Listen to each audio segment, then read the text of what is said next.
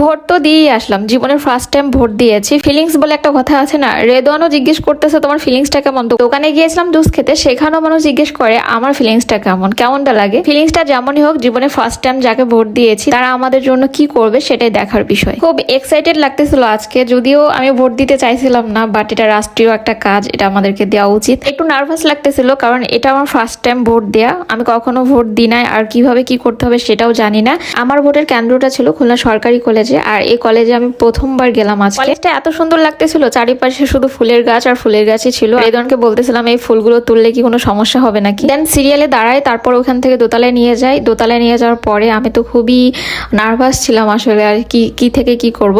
তারপর এখানে দেখলাম অনেক আপুরাই নতুন ফার্স্ট টাইম ভোট দিবে, তো একটু সাহস হলো। তারপরে হচ্ছে ওখানে কিছু সময় দাঁড়িয়ে থেকে ভোট দেওয়া কমপ্লিট করার পরে আমি বের হয়ে আসলাম, আর রেদওয়ান তো নিচে দাঁড়ানো ছিল। ওর আবার কেন্দ্র ছিল অন্য জায়গায়, ও সকাল সকাল ভোট দিয়ে তারপর আমাকে নিয়ে এখানে আসে। এখানে মনে হচ্ছিল ভোট দিছি আমি, খুশি হয়েছে ও। ওকে আমি জিজ্ঞেস করতেছিলাম তুমি জীবনে কতবার ভোট দিছো। খুলনা সরকারি কলেজের ফুলগুলো আমাকে এতটা মুগ্ধ করছে, আমার তো আসতে ইচ্ছা করতেছিল না। এখানে কয়েকটা পিকচার তুলতেছিলাম।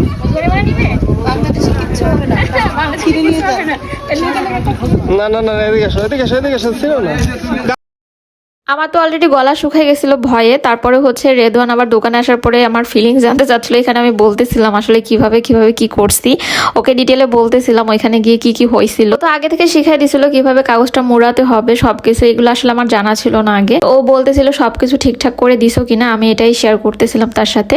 এরপরে আমরা বাসায় চলে আসি। বাসায় আসার পর তাকে আবার জিজ্ঞেস করি আসলে কেমন কি লাগতেছিল। এবছর যেহেতু আমরা দুইজনে একসাথে ভোট দিলাম, অনেক ভালো লাগতেছিল, ফিলিংসটা তো অনেক ভালো ছিল। আর এখন দেখার বিষয় আমরা যাকে ভোট দিয়েছি তারা আমাদের দেশের জন্য কি করছে। প্রথমবার ভোট দিলাম তো তাই অনুভূতিটা কেমন সেটাই শেয়ার করলাম আপনাদের সাথে। সবাই ভালো থাকবেন, আসসালামু আলাইকুম, আল্লাহ হাফেজ।